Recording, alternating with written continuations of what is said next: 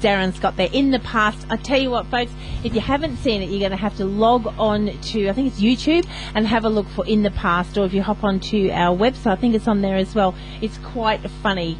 Phone's ringing. So you have to go and have a look. But yeah, congratulations there to Darren, because it is probably one of the best songs. It's a real fun song as well. So it's a bit of a fun happening thing. So if you like the sound of that one right there and then, make sure you get out there. Now, you can get onto Darren's website, and once you get onto Darren's website, you'll be able to have a look at the thing there and get out there and also buy one of his albums. Now, what are you doing, Big D? You got a thumbs up for something over there? Well, I've got a very special guest on the radio tonight. Someone I know, who... thank you. I've been here all night. Oh, no. It's been a great opportunity. It's been a long time coming. Can you believe we've been on air for 4.5 years? I know. And we Shame, have shame, never spoken shame. to this gentleman. But let's face it, I know forever's a long time. But it seems that Graeme Connors has been around forever, and he joins us on the radio tonight. Graeme, thanks for joining us. Thank you, Darren. It's lovely to talk to you both. Tracy's there too, isn't it? Oh, it sure is. How are you? Good, thank you. Now, we can't go any further without saying a big hello to one of our listeners, Bob Cole, up there in Gympie. He's probably one of the biggest Graeme Connors fans I know, and I know he's tuned in tonight, so big hello to G'day, Bob. Yeah. You're a man of great taste and discernment. He is, isn't he? Well, we have to say that now, don't we? Well, I'm biased. I'm sure you are.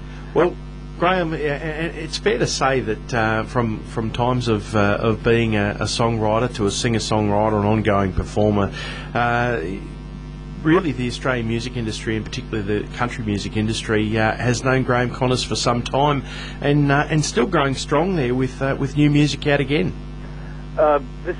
We've got a new CD coming out in January. I guess that's what you're alluding to, Darren. Yeah, for the launch in Tamworth. Yeah, that's right. And also, well, talking about Forever, North, which was the sort of the music that most people discovered me by, turns 25 next year. No way. How does that make you feel?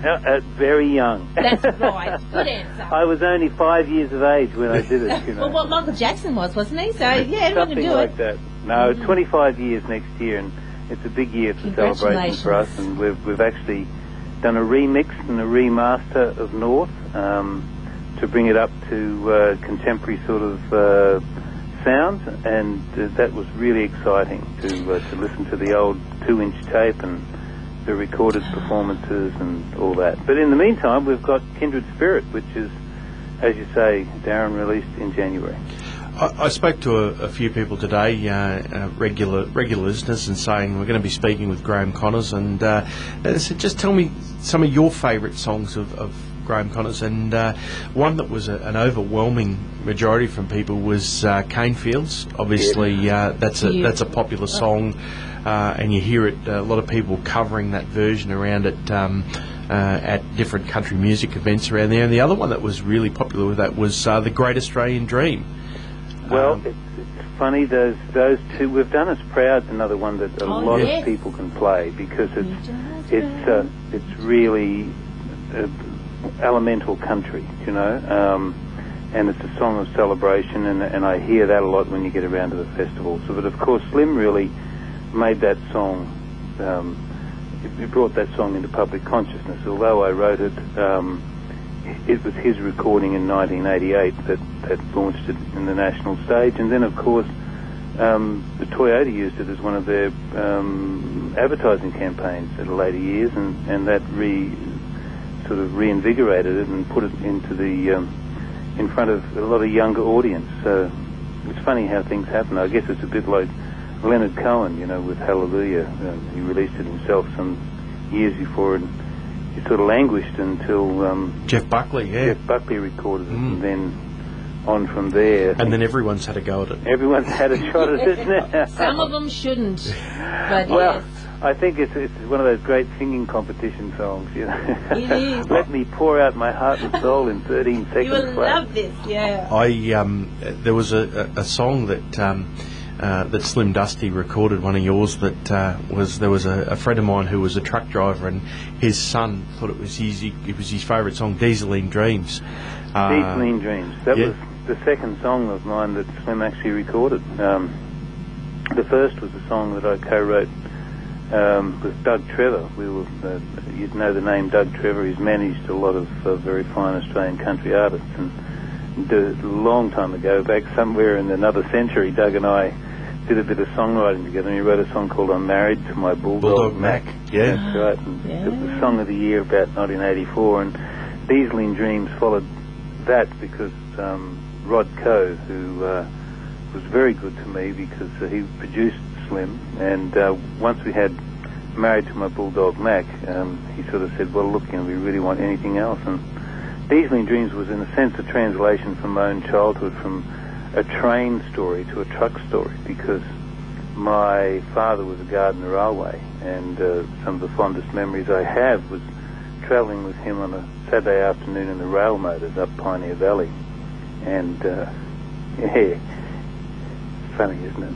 This is bringing back a lot of memories for me. I was sitting oh my goodness, I'm going straight down memory lane. I'm thinking about all these songs that I think it's making me feel old. And I remember singing along. I remember singing along with the Return of the Prodigal Son. Yes. When that was getting an airplay, because in I think in the early '90s thereabouts. It would have been about '94. Yes. Yeah. And the Return of the Prodigal Son was, the general album, The Return. It was a bit controversial in its time because it was recorded in Nashville. I went over there with a producer by the name of Andrew Richardson and Keith Walker, an Australian engineer, and we made a record in Nashville. And it was very early days before a lot of artists had been over there to record. And when we brought it back and released it, it was a very successful record. However, because of the ruling of the Golden Guitar, it was ineligible for entry into the awards, and a lot of people really got a bit upset about it because it was a very popular record, and it was the year after that they actually changed the ruling, so Australian artists could record anywhere, and the musicians didn't have to be necessarily in Australia and Australian studios. So it was an interesting period. Bit of a trendsetter. Yes, a groundbreaker. By accident rather than by design, Tracy. Yeah. Well, there's the question, because you're saying 25 years next year, so it's a big year for you. Yep. And we talk about, as you're saying, you're recording with your Slims, and we're talking about the songs, going back down memory lane. How has it been for you over the 25 years? Because, as you said, we would put our tapes in the tape deck and they would, get tangled up, and then we'd pull them out and have to splice them together with the sticky tape very finely. But we would be able to do that. I don't remember that. You must be older than me. I had really cheap players, I can tell you. But from that, and we're going digital, and we're doing this, and we're iTuning now. What's the whole, if you could sort of sum up what your experience has, I know it's a big ask, because you're looking at 25 years of technology, and your experience as far as, if we're going to pop music now into the country, what's your take on it all? Well, I feel, of course, that I've lived through a golden time where, when I started, the music was not as genre specific as it is now. In other words, you could get played on the radio if you had a good song. It didn't matter what style it was. You'd have John Denver would be played alongside of Black Sabbath, and then Graeme Connors would get a look in for something, and then Chris Christopherson would be on there, and then you'd have the Beatles. It was radio wasn't so focused on the advertising, demographic and all those sort of things. That came in after I started. You mentioned before technology. Well, I started on reel-to-reel tape. I just used to love watching the reels go around. I know that little red bit, we're near at the end. Yeah, that's right. And then cassette, of course, and then vinyl. And, with all of them, I have very fond memories because, I can operate all that stuff without any... And nowadays, people look at a reel-to-reel tape and think, what do we do now, But it's like...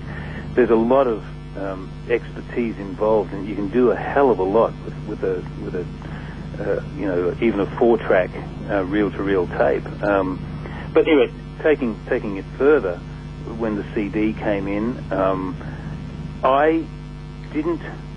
I was, every new format was exciting for me until we went digital, and the realization in the early 2000s, when iTunes hadn't really taken on, but the digitization meant that people could take any music from anywhere and reproduce it, was a very dangerous time for the music industry and for artists generally. We had a huge slump. You have to understand that we went from selling, 25, an ordinary record was 25,000 units CDs, or a gold record was 35. And I've been very fortunate to have a couple of gold and a platinum CD. It went from there to somewhere in the vicinity of 5,000 or 6,000 units, and that was everybody. Major artists who were once selling gold were back to 7,000 or 8,000 units. So the income stream for artists just disappeared overnight, and it was quite a panic.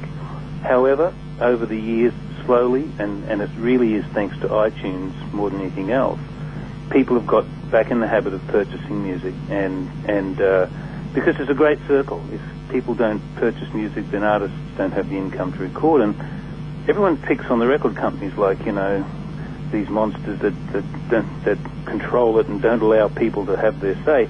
At the end of the day, the thing about record companies was that they funded an artist's career. They provided investment to get them started, and of course, they made a profit on their investment. But once, now record companies are a whole other ballgame. Artists have to sort of really stand on their own 2 feet and live or die by the sales that they have. There's no safety net. Let's leave it at that. And so that was a scary time. But we're now into a point now where I reckon I'd be probably over half of my sales would be in the digital domain. So that's quite amazing. And iTunes, once again, as I said, is responsible for that.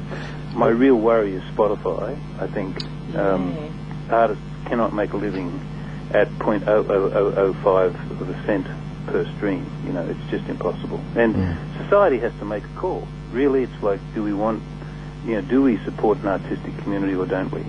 No, we don't want government handouts. No one wants to live on an arts funding or an arts grant scheme. You just want to be paid fairly for your endeavours. And I always say, I live and die by the last song I wrote, the last CD I make, and it's ultimate private enterprise. So I'm happy to do that.